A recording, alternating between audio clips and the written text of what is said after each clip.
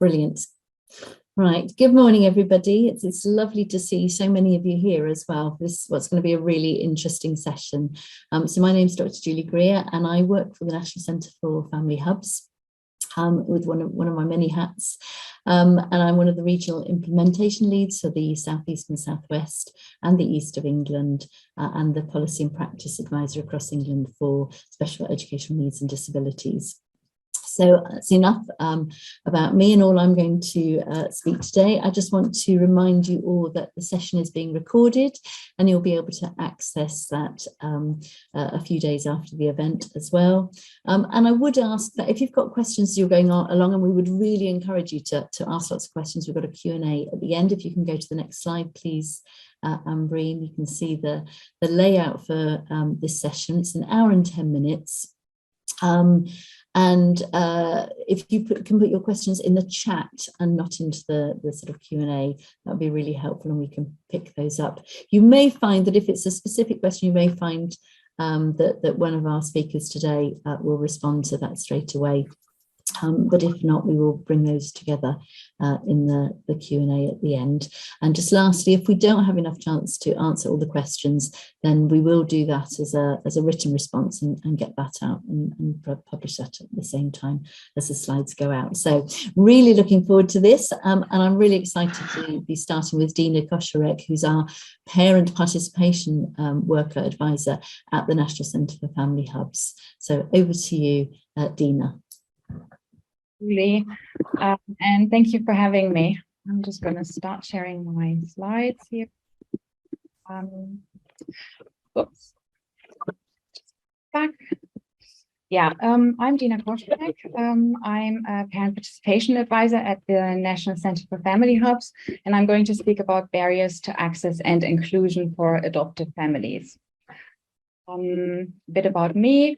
As I've mentioned, I'm a parent participation advisor at the National Centre. I'm also an adoptive parent of 2 teenage girls, and I'm a independent member at Family Hubs.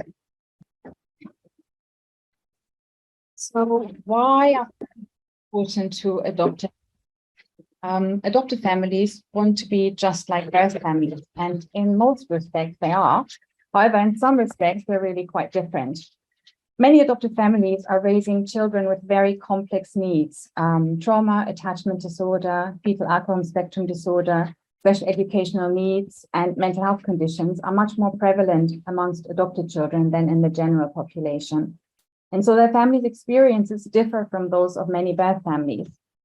Adoption UK's Adoption Barometer 2022 found that 37% of respondents said they face severe challenges in their family life. 65% of respondents were faced with violent or aggressive behaviors from their children. 26% of respondents adopted children who self-harmed in that year.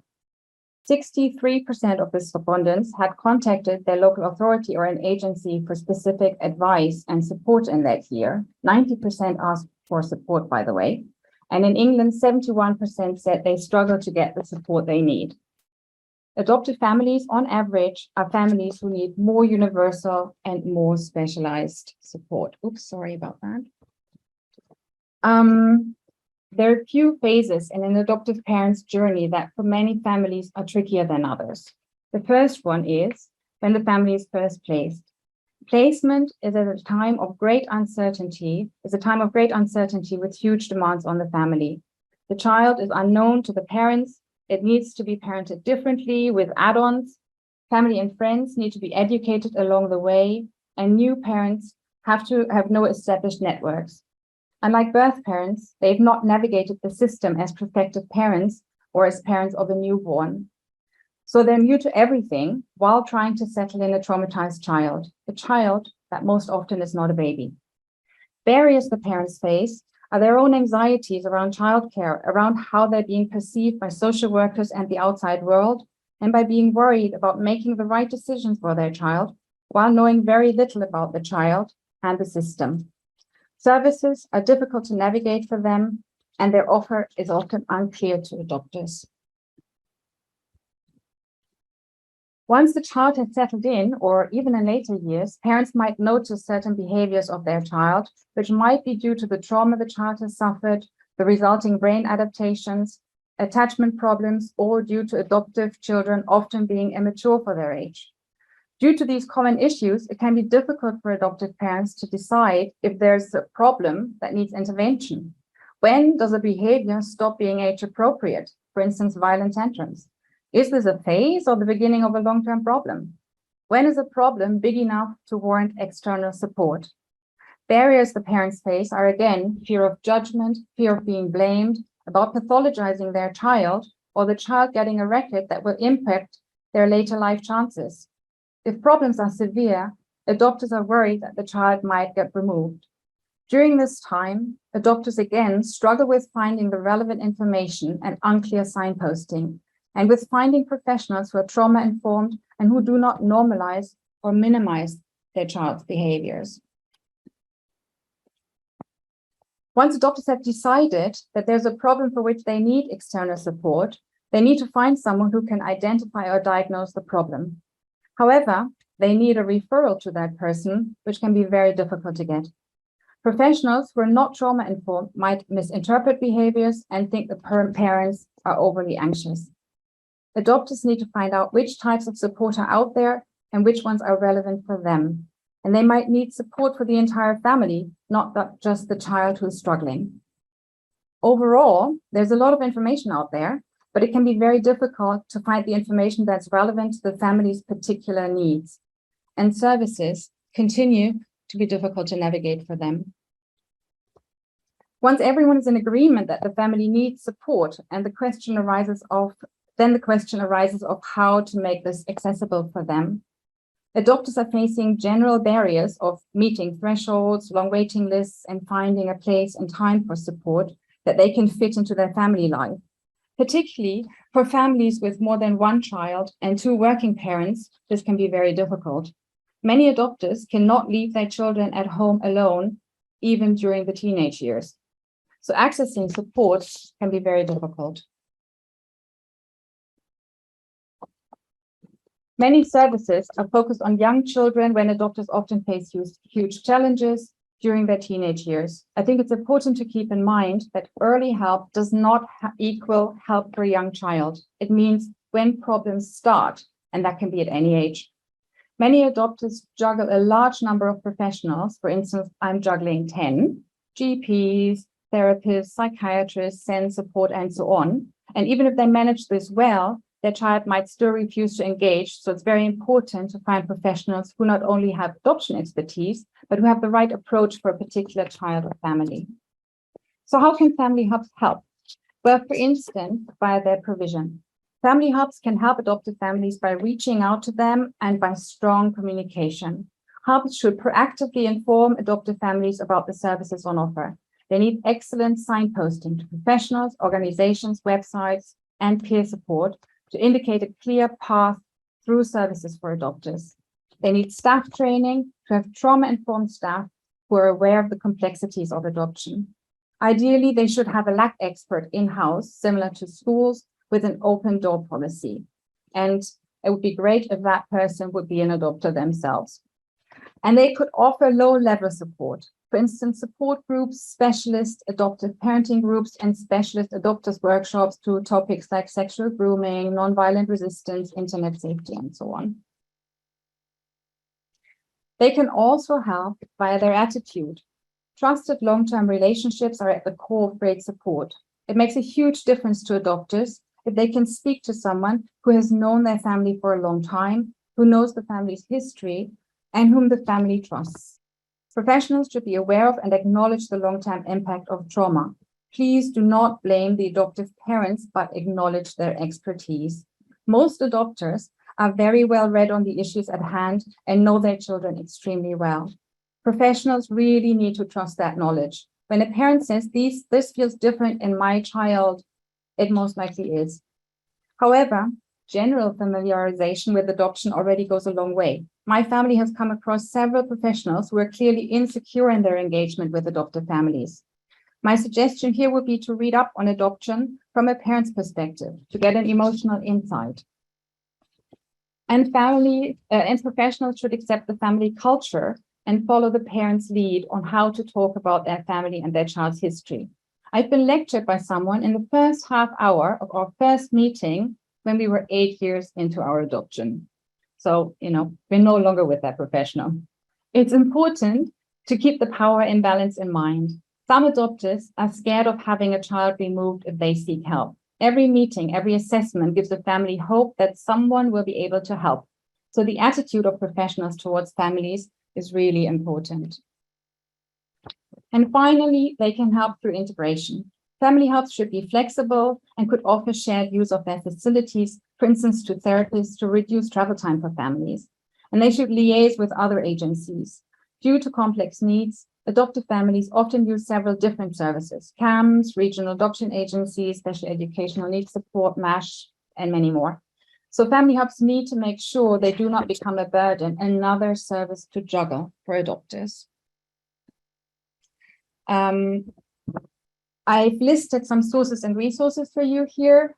You'll find links to the current Adoption UK adoption barometer with lots of statistics.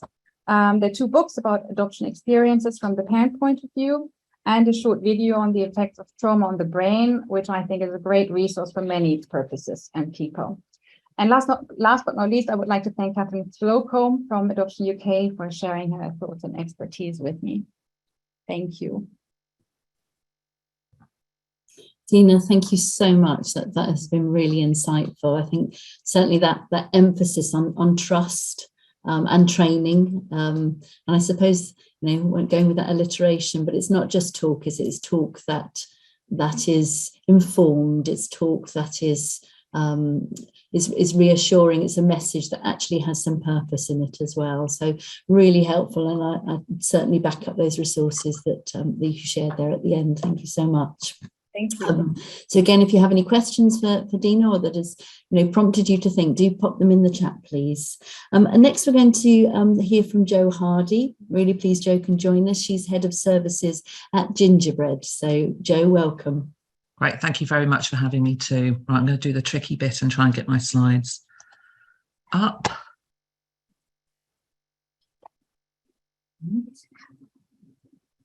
My camera, no. Is that working? Yeah, is that okay? Great, thank you. Yes, so I'm Jo Hardy and I'm Head of Services at Gingerbread. I am a single parent myself, although my children are now in their early 20s, still at home. And I was also raised by a single parent, so I actually have got the lived experience from both perspectives. Today, I am going to aim to talk to you about the needs of single parents, because they are rarely seen as a community of interest, and they do face specific barriers to engagement. Single parents are not, their needs are not often understood, and systems are not necessarily designed with them in mind. So that systems are often designed for 2-parent families. Gingerbread first came into existence at the end of the First World War, when we were experiencing the last global pandemic, and many women were raising children without any support from anybody else. And we've had over 100 years of history where we morphed into the National Council for One-Parent Families, and then into Gingerbread in the 1970s. And our focus is very much on providing support, but also campaigning around some of the issues that single parents face. What we're currently doing really is providing advice, campaigning, and supporting people in a range of different ways and different activities that we deliver. So the next few slides I'm going to share probably work better in the delegates pack, but I'm just going to pick out some key headers. So really our vision is that all single parents and their children thrive.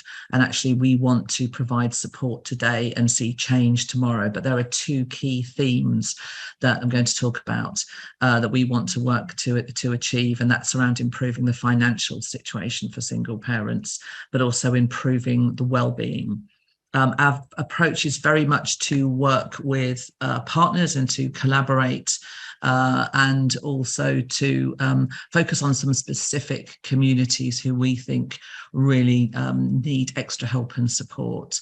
And I think some of the issues that single parents face are really impacted by the intersectionality of the different problems that they are experiencing.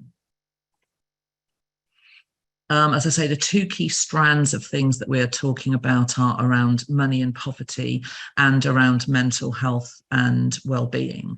And those two things often go very much hand in hand. We do know that poverty and financial issues really impact the mental health and well-being of people. And single parent families are twice as likely to live in poverty as coupled families. And I think right now we are seeing a crisis which is unprecedented. I mean, I've worked in the charity sector for 30 years in charities who are providing family support, and the kinds of things we're hearing now, I've never heard the like of. So I think people are more desperate than they ever have been. The thing I particularly want to focus on here are the particular communities that we think need additional support. So we're talking about women on low incomes, single parents who either have a disability or have a disabled child in the family, Black and Asian, and single parents from other ethnic groups. And then also single parents in particular parts of the country who are impacted by either rural isolation or high levels of deprivation in the northeast and the southwest. And also younger single parents as well, because there's very little support for younger single parents, and they may well not know how to engage or reach out for help and support.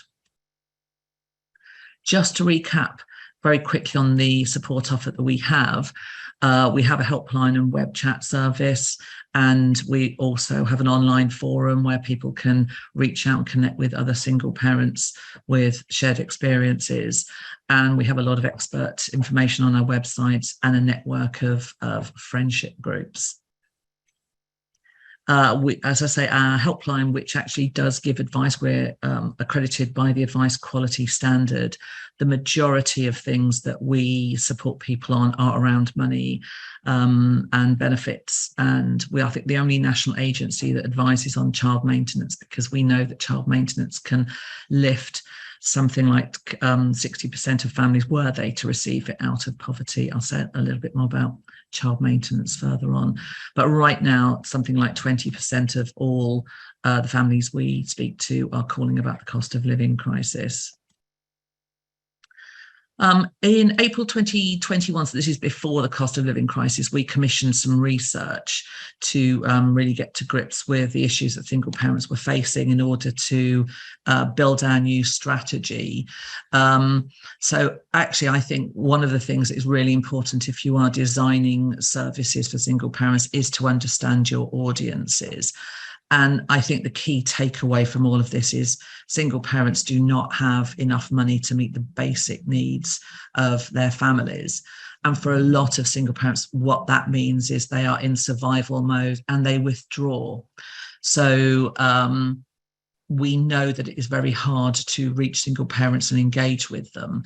I think one of the main factors for success is if your service is seen as part of a broader community support offer and that you're marketing that as such.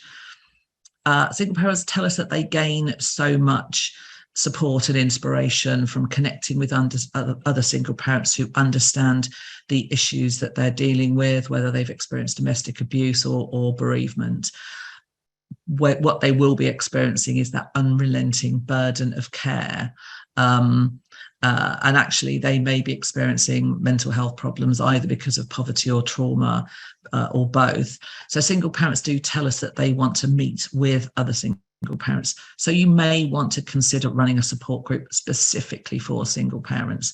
And we've actually developed a particular model that would work in other community settings, so not run by Gingerbread, a third-party model. So if you're interested in any of that, do get in touch with me afterwards. The research that furnished our strategy, I think one of the really interesting things in the statistics here is that 83% of single parents had experienced problems in the 12 months during the pandemic, but 39% of those had sought no help or support. And I think there's a whole range of factors that influence that. And this may sound slightly contradictory, but there is no simple, unique experience. The unrelenting burden of care is the one thing, and caring for children alone is the one thing that connects single parents. But actually, single parents could have elected to parent alone. As I say, they may be bereaved. They may have separated, sometimes amicably, more often than not as the result of domestic abuse or have experienced an acrimonious separation, and there may be ongoing post-separation abuse, which is something that we hear a lot about. But many single parents tell us that they don't think they are eligible for support services. Either they don't think they're the right kind of family because they have shared care with their other partners, so they don't count as being a single parent, or because they're working, they wouldn't be eligible for any entitlements or support. So I think that barrier is something that often prevents single parents for engaging with support. And I think those other two stats about loneliness and isolation, there is a unique experience of loneliness for a single parent. You may not be alone in your house. You may be in a house full of noise and chaos of children and things going on, but you might feel incredibly alone because you're lacking that adult or peer support from somebody else. So I think some of the things to think about in terms of knowing your audience, and there's still a massive amount of stigma out there. You just have to listen to Boris Johnson. Thank goodness he's gone for 5 minutes to think about how single parents are depicted or seen in society at the moment. But the truth is actually very different. There are almost 2 million single parents who make up around about a quarter of families, caring for approximately 3 million children. And the average age is almost 40. Less than 1% are teenagers. That myth of either being teenagers or people who don't work and who are benefit scroungers actually isn't true. 90% are women, and I think we just have to be honest and open about that. Majority of people who are caring for children alone are women, but almost 70% of them are in work. And we know that that combination of working and balancing childcare is incredibly different to get right. So I think advertising your support offer through a range of community settings to reach single parents through GPs and schools and the voluntary sector is really important. But also directly targeting those single parents, because there is a perception, and I think it is based on the truth that a lot of services are not designed for single parents and they don't understand the needs. So outrightly say, we mean you. And I think if you are designing a new service, it is important to get some specific feedback, because your community of single parents may have specific needs. I think one of the challenges really is to think about service delivery. So outside of school hours, single parents are likely to be caring for their children. They may be more interested in engaging in family inclusive activities or activities where there are childcare. And in school hours, single parents are more likely to be working, and often on short-term temporary contracts. So it isn't easy to design a service or to find a time that works for single parents. What we sometimes do is we repeat things in hours and out of hours to try and reach as many single parents as we possibly can. And I think the other thing it's important to think about is how you can design a service that will engage people who are only able to connect sporadically. So I think being able to make a lasting commitment is a real challenge for single parents, and often thinking that is how things operate is a barrier to engaging in the first place. So it's to think about how will you connect and make sure people feel part of any activity if they are only able to connect sporadically. Probably by actually calling that out and saying that, I think, is a good starter. So here's some pointers really that just illustrate how services are not designed for single parents and the kinds of things that single parents are actually expending their energies on and will be prioritizing before they think about getting help and support for themselves. So a lot of it is the cost of living and having an insufficient income. It is almost never about budgeting. And I think most single parents know where every penny comes and where every penny goes. And also at Gingerbread, we often have to accommodate where people have been given misinformation or incorrect information, because benefits can be complex and rules sometimes can be different for single parents. So people often do come to us when they've been incorrectly advised. Just a couple of minutes. Okay. All right, so I'll yeah. So some of the pressure points, as I say, are really finance, separation, bereavement, domestic abuse, which may be ongoing, and poor mental health, and understanding that single parents may be experiencing really complex lives. So, as I say, the ongoing abuse, we do sometimes hear from single parents who are really struggling financially, but are risking pursuing something like child maintenance because they can't afford not to get it, and they are exposing themselves and their families to increased risk of abuse. That's something we're currently hearing now because they've got no choice but to pursue it. Child maintenance is a massive barrier for people, and in terms of the impact of poverty that has. And the lack of childcare, I think, is absolutely critical. Sorry, I'm galloping through this. I probably put too many slides in. I'm missing that one. So I think a lot of families are really struggling with high levels of distress. And I think if there is something that services that can do is actually to offer incentives to people, feed them. If there's things that you can actually give them, practical ways that you can help, it's about incentivizing people to think about how valuable it would be for them to attend and engage, and they do need to be able to get something out of that for the benefits, the benefit payback for them. I'll just quickly wrap up with my last. I won't say that one. And it's so interesting, Jo. I don't want to shut you down. So to just continue, make your main points there. So. So I think they are those four factors really increasing the risk of mental health conditions in single parents, which actually has a knock-on impact on their children. We know that many single parents worry about the impacts of their struggles on the mental health of their children, and actually children are absolutely understanding what is going on for their parents, especially right now. So I think it's, we have to increase the level of support that we can give to single parents and reach them and make sure that they can engage and feel understood and valued. So I think, yes, those are the key things to think about to improve the situation, remove some of that stigma and work collaboratively. And I think, now is the time really to help and support single parents as a specific community, which is something that is rarely done. They are often not identified as a community of interest in their own right. And that's me.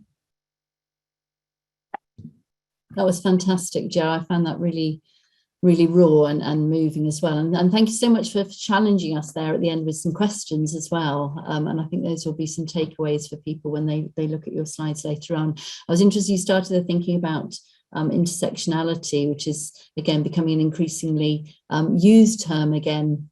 Quite rightly thinking about that crossroads where they meet of all of those needs for families that do indeed need to be met. And I think for me it was that phrase you used, that unrelenting burden of care, and really thinking in terms of how we design family hubs for our diverse family forms, taking on all of those points that you've raised and really keeping that at the heart of where we move forward. Thank you so much. We're moving now through to Lucy Warwick-Wast, who's a parent and a consultant trainer, and she's also a specialist in perinatal mental health as well. So we're really pleased to have you with us today, Lucy. Over to you. Thank you. I found that the last presentation really fascinating. Thank you. And I was then just thinking about when you talk about intersectionality at the end there, that Gingerbread also, I'm going to be talking about LGBTQ families, and there's a really good information on Gingerbread's website about single parents and LGBTQ families. So yes, I'm going to be talking about, just checking the time, lesbian, gay, bisexual, transgender and queer and questioning parents today. So who am I? So within the introduction, I'm a trainer and consultant. I'm also an well, are you ever an ex-teacher? I don't know, 20 years of teaching secondary, predominantly in South London and East London. And as part of my education trajectory, I also worked for Stonewall about 14 years ago now, actually, where I ran 2 programs looking at homophobia and transphobia within schools and working with local authorities. I'm also one of 2 mummies to an 8-year-old daughter, and predominantly living in South London, but we've since made the move to Cornwall. So I was very interested in the stats there about where looking at single parents and poverty, and Southwest being one of the main areas. And I'm also passionate about improving perinatal mental health for LGBTQ+ families. So that's kind of my area of interest and expertise with the training and consulting that I currently do. So I'd also like to talk a little bit about kind of the context, really. And this is a report that interviewed over 5,000 LGBT people in Britain, and looking at their experiences of accessing services. And lots of information in this report, but I've just included a couple of things here that all 13%, or 1 in 8 LGBT people, have experienced some form of unequal treatment from healthcare staff, which increased to 24% of Asian LGBT people. And also thinking about the context, I mean, I had experienced depression in the past, but I hadn't really taken this into consideration, or hadn't been asked when I was pregnant, and then after I birthed our daughter. But it's quite a high statistic. This is just a statistic in terms of anxiety. 2018, so obviously it's probably increased since then with the pandemic, that 72% of bisexual women had experienced anxiety in the last year, and 53% of gay men. And for context, around 1 in 6 adults in general experience a common mental health problem. So it's substantially higher for LGBTQ people. Many reasons why LGBTQ people may experience mental health problems. Could be to do with homophobia, biphobia, and transphobia, stigma and discrimination, difficult experiences of coming out, fear of rejection, actual rejection, also social isolation, exclusion, and rejection. There are also some protective factors, though, that will come into play when people have experienced these things as well. So, some resources that people can use. But all these things need to be kind of taken into consideration as well with LGBTQ people. So thinking more specifically about perinatal mental health, we live in a very heteronormative and cisnormative society. It's assumed you're heterosexual or cisgendered unless proven otherwise. Mental health conditions are higher within LGBTQ people, lack of social support. Also, unintended pregnancies are higher within transmasculine people, and more likely than there's some cisgender peers to have an adolescent or unplanned pregnancy. Conception complications, ours was quite plain sailing, as much as it can be, but it still had an impact. It still was very costly, but there can also be other issues as well. And I talked a bit about kind of minority stress, the anticipation based on past experiences that one might be treated differently. So that either it's reality or it's kind of your perception that this might happen. So just thinking about in terms of family hubs and what might be, really positive things to do to make your service kind of more inclusive, really. And I've just done a bit of a starter for 10 and what would have made our experience a lot better. Having posters and leaflets that include images of LGBTQI families around a family hub, advertising a family hub, so people realise and know that this is a service that they can go to. ensure staff are aware of what inclusive language to use, pronouns, about different family makeups, not making assumptions about gender roles, etc. Also, Jo was talking about kind of maybe having a specific group for single parents. Maybe it's worth thinking about support groups or specific groups for LGBTQI plus parents as well.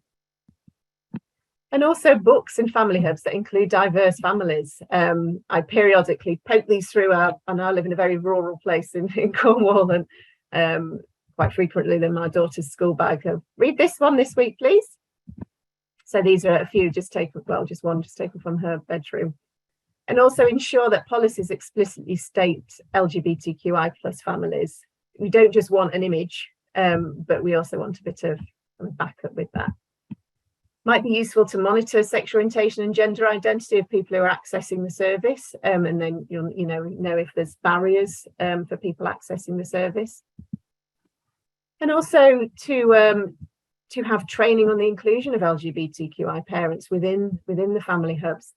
And I was just thinking about when I moved to Cornwall, I also started a support group for people with perinatal mental health.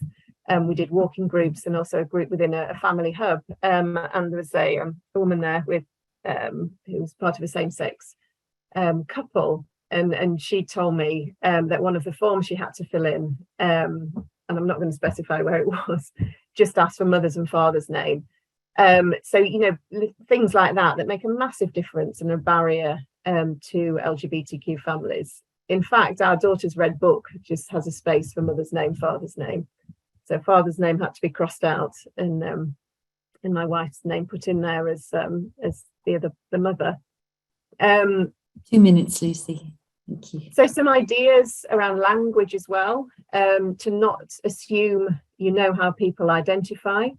We could ask questions like, who have we got here today? What titles would you like to use? What pronouns do you use? Because once you've made an assumption about someone, it's very difficult to then go back. And if we think about the context of people's experiences, it's another thing that's just going, I'm just going to shut down from this interaction. So avoid assumptions about what a family might look like, avoid assumptions about gender roles, and also about how families are created. Our story is one story, but there are many different ways that families have come about. And I think a useful resource that LGBT Mummies has a lot of information about different routes to parenthood, different family makeups.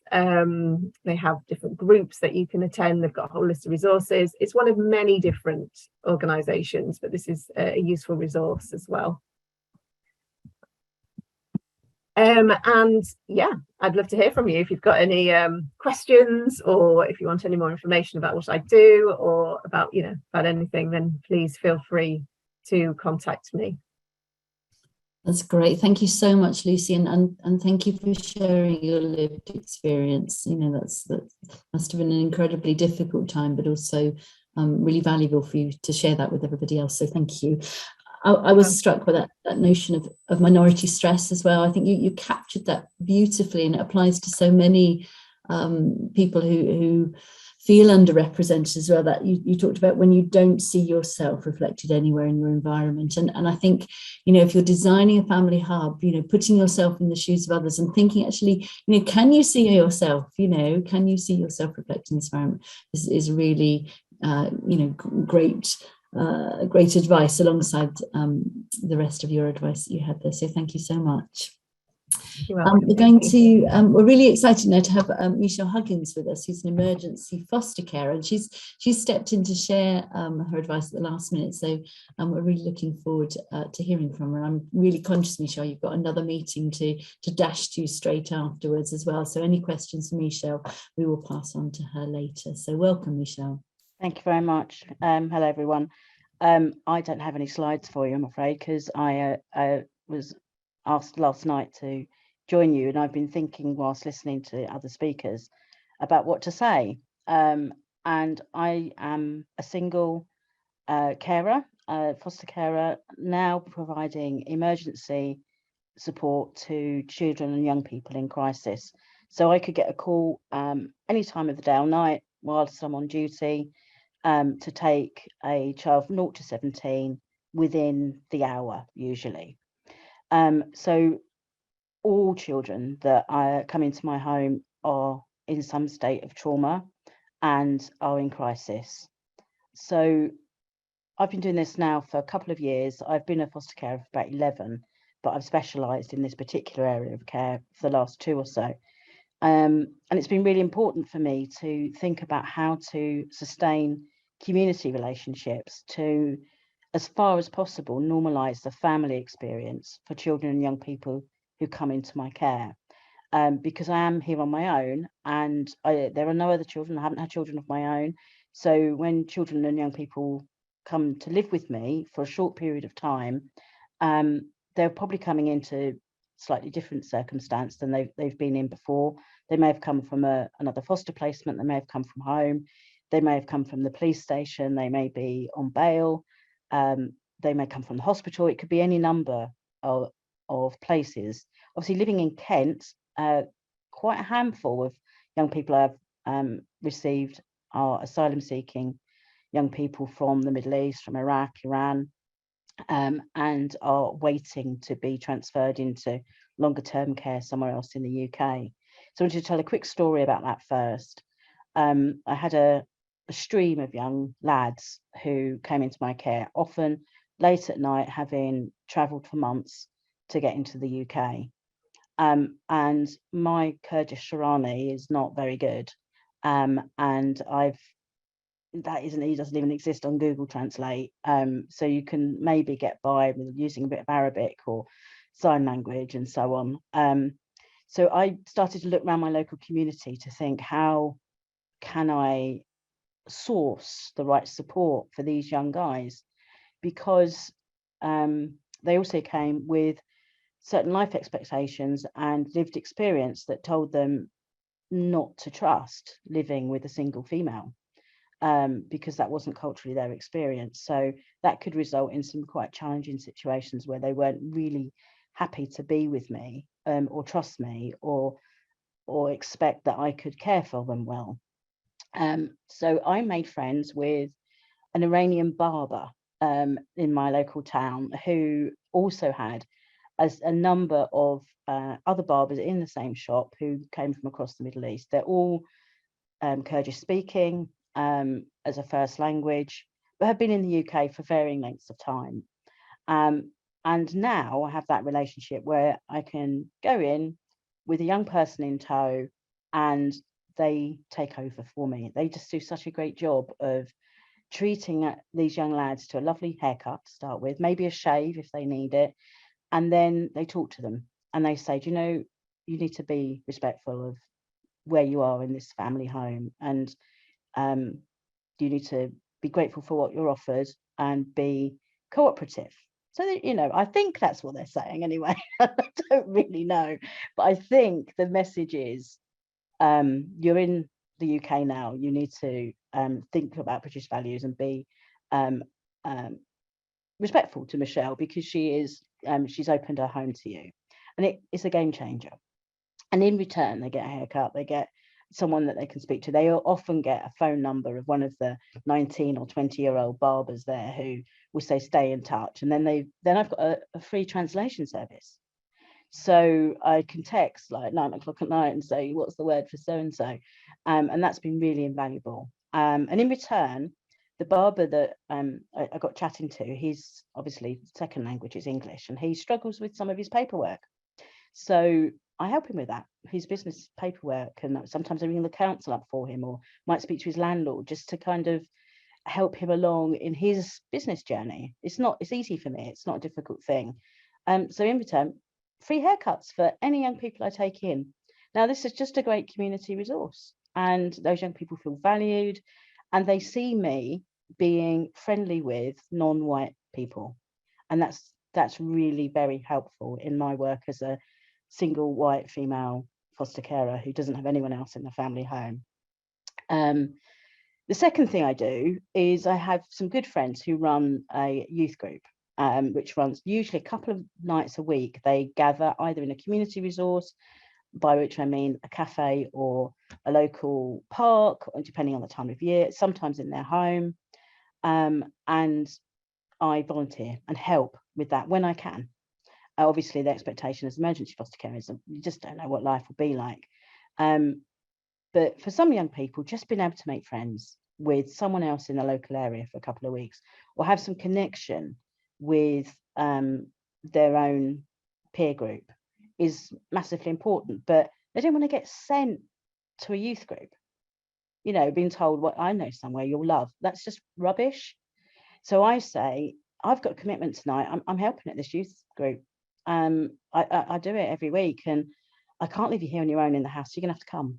And they go, all right, yeah, okay, what should I do?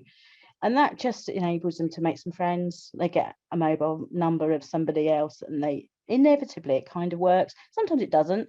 And whatever happens, I have to stay, because when young people are in crisis, their behaviour can be a bit unpredictable. So I have to stay and manage that. And, you know, it hasn't always worked. Sometimes we've had to leave very quickly. But by and large, it's a way for people just to feel like life's a little bit normal. They can go and hang out with some friends. They can ignore me for a couple of hours and just make friendships. So the only way I can make that look normal and seem like it's just part of my life is for it to be part of my life, not to pretend that, oh, well, you know, I'm connected. So in my downtime, when I don't have a young person with me, I volunteer with those other youth. So I have that relationship. I took 13 young people away over the summer whilst I was on annual leave as a foster carer, so I could build those relationships with that group of friends who are all friends with each other. So it's easier for me to ask them to include somebody when they're staying with me for a couple of weeks, because I have the personal relationship with them. So that's how I go about what I do. It is all in, it is committed.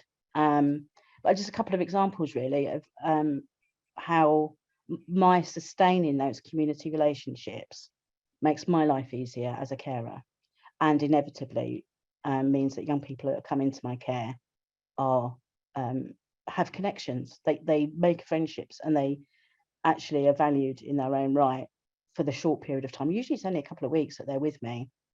I haven't yet had that many under 10s. It's usually teenagers, but that's increasing. I've suddenly had like a whole month or so of really small children, so I've got to do more about how to include them. But they tend to be a little bit easier. Young families with young children tend to just say, "We'll just come along for a play date." So that seems to work. Teenagers are more difficult to integrate.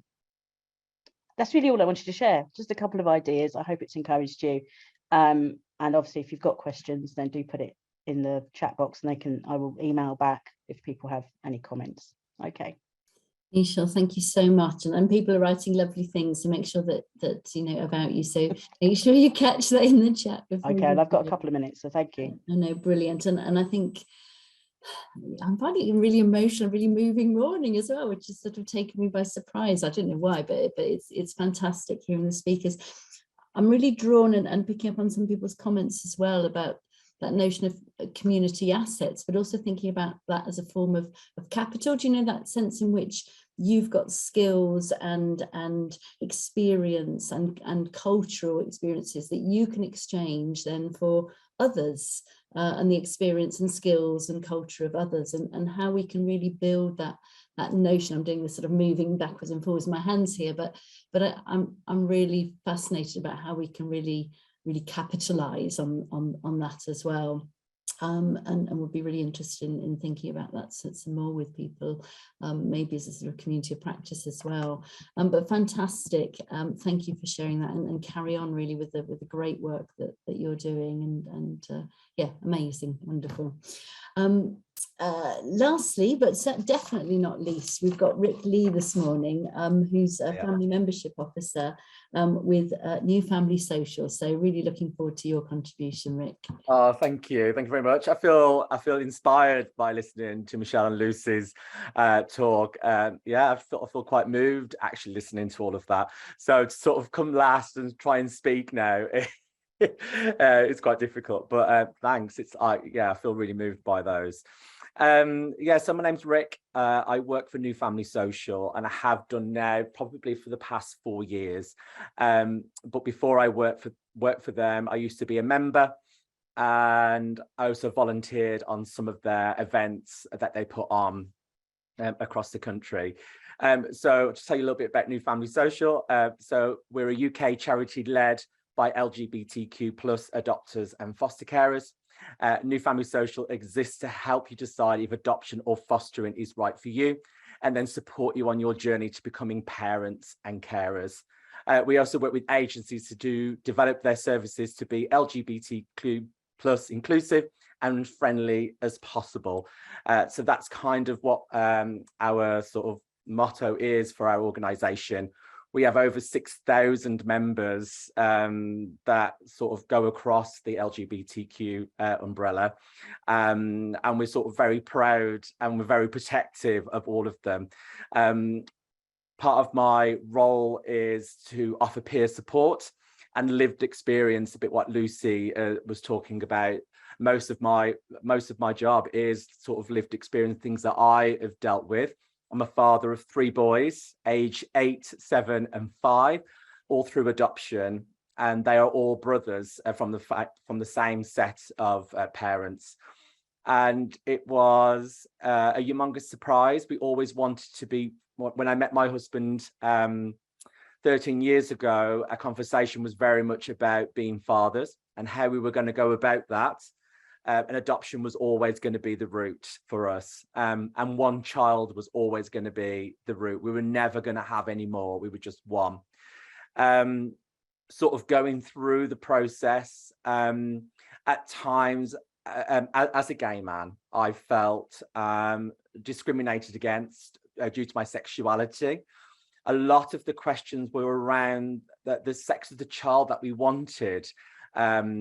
And because we had made admission that I sort of envisioned our first child being a boy and then maybe having a girl one day.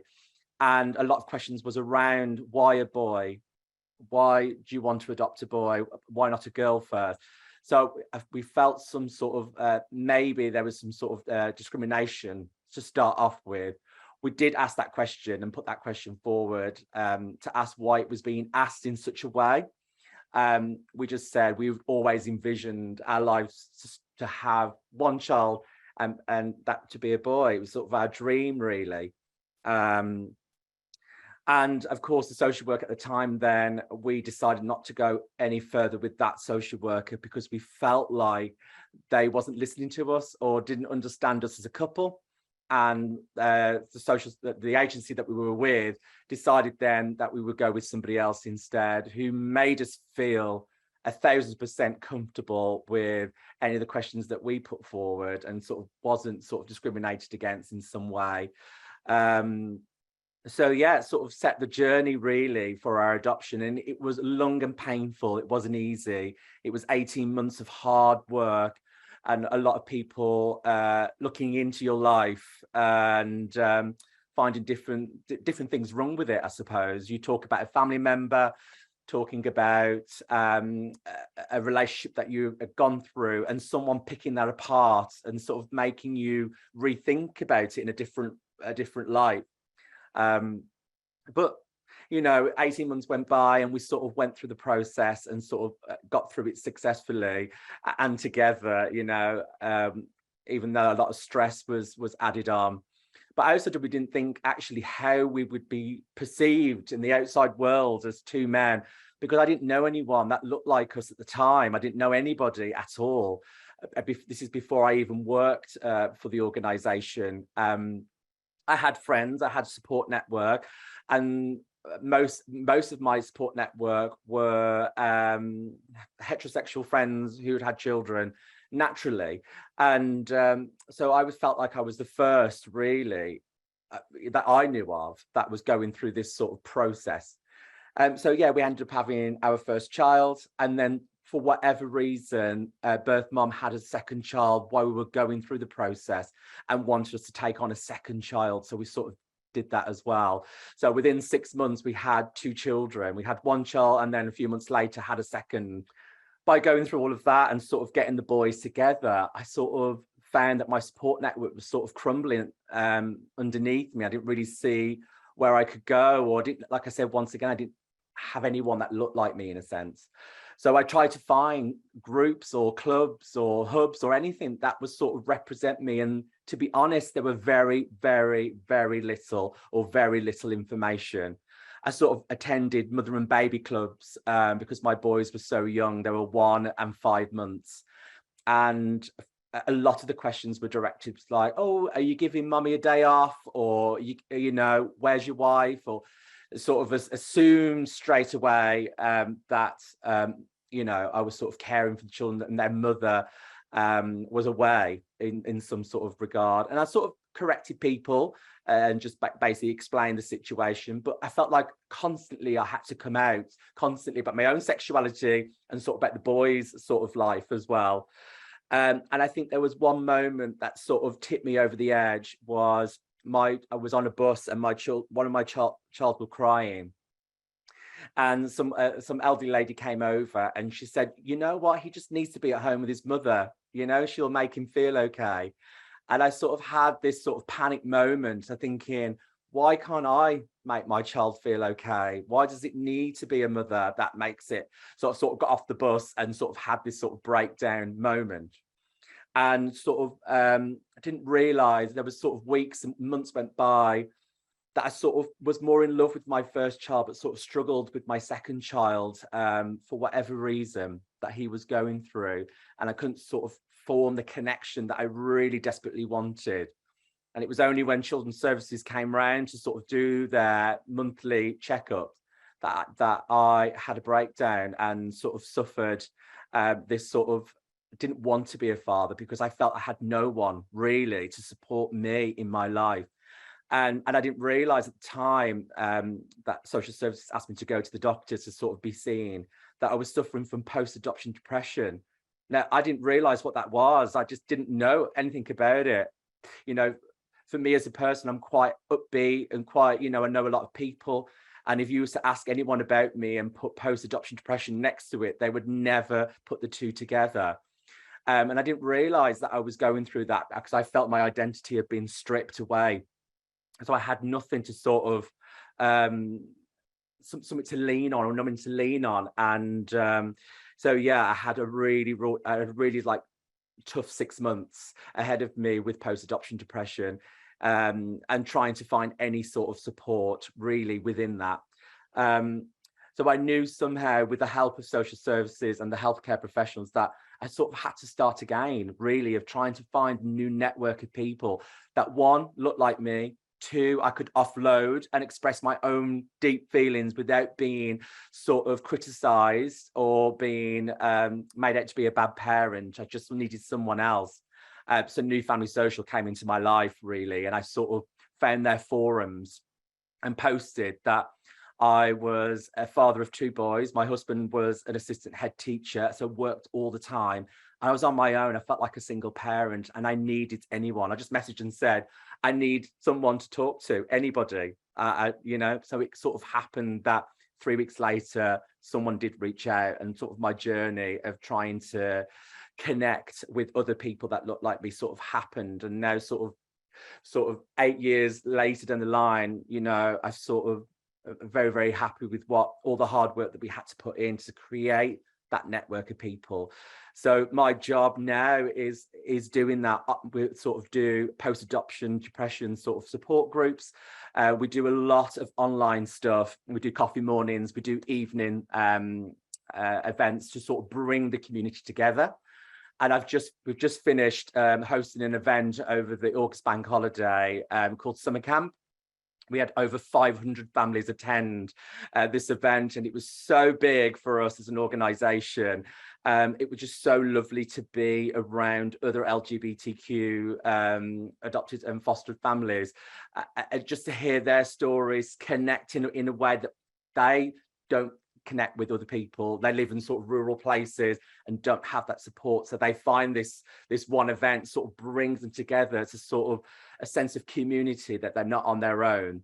And it's 1 minute, Rick. Okay, 1 minute. Yeah, that's fine, yeah. And it just makes us incredibly proud to have the member base that we do, and we work closely, like I said, with local authorities, charities, healthcare profession, citizens advice. So we sort of work with all of those people to find out what sort of support are in those areas, for members who are reaching out and needing more advice.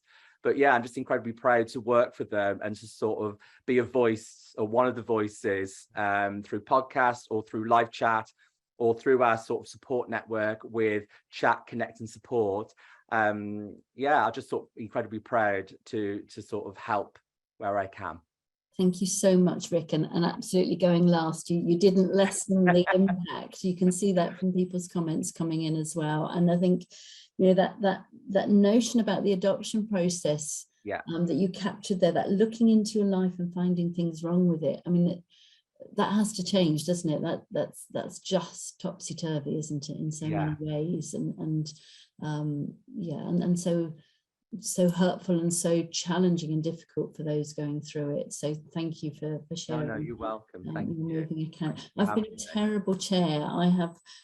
We have crashed terribly in the sense there's hardly any room there left for questions.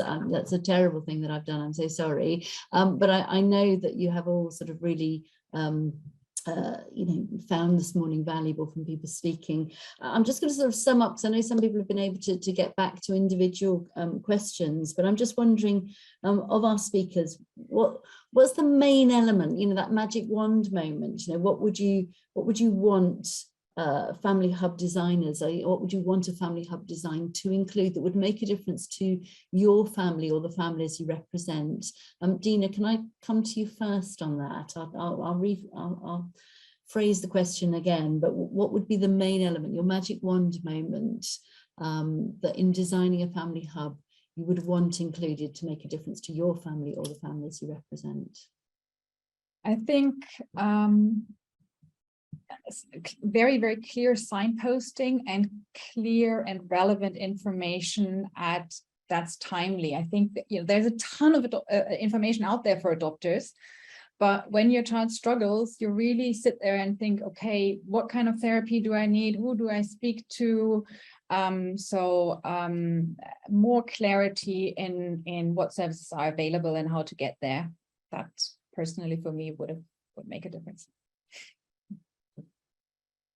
That's great, and yeah, great clarity there yourself. Thank you so much. Jo, over to you. I think directly addressing and saying we understand and welcome single parents, because I think many of them will be approaching services thinking you actually don't understand my circumstances. And I think to make sure that their broader needs can be met. So in terms of how much they're struggling with poverty, but actually it's that commitment level. So if you're running a program, if people can't commit regularly, just to address that disincentive. Brilliant, thank you. Lucy? Well, I think probably about visibility really, and the kind of assurance that you won't be discriminated against when you get there. So that can be through, I'm one for read policies before get to any school or anything, to make sure it's inclusive of LGBTQ families, and images of different families as well would be good. Thank you. Yeah, and that came across really, really strongly as well with lots of you, about making sure that representation it is in the language you use and the things that you have around you as well. Rick, over to you. Yeah, I think what I would like from a hub is to know sort of the contact details of anyone that's LGBTQ or sort of, represents or sort of struggling and sort of, don't know how to connect with other people. And I think a lot of the work that we do is about that. A lot of people, I think the reason why people struggle so much is because they can't seem to, they have this sort of bubble of what it's going to be like to be a parent, but actually finding people that look like them, or to know somebody or have a new sort of support network is really, really important. And I think that's something I wish that I had at the very, very beginning, is having those services that would represent me and my family, that it probably would have helped, and I probably wouldn't have suffered what I did.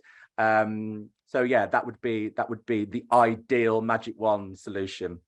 Thank you, Rick. And I think what's so amazing about our speakers today is that actually you are all part of giving back. You're all part of representing, you know, your families like yours, and making a difference within our communities. I know that everybody has just loved this session this morning. Thank you so much. I think you're off to have, I think it's a break now. Can anyone shout at me if it's not a break now? I think it's break. I don't want, let me just double check for you so I don't will send you off. Yes, it is. It's a lunch break till 1:05. But thank you so much, everybody, for joining us this morning. And any questions, do please email training@annafreud.org, or myself. You've got my email there at the slide at the start if you want me to pass on any further questions to our speakers. Have a good lunch. Thank you very much, everybody. Bye-bye.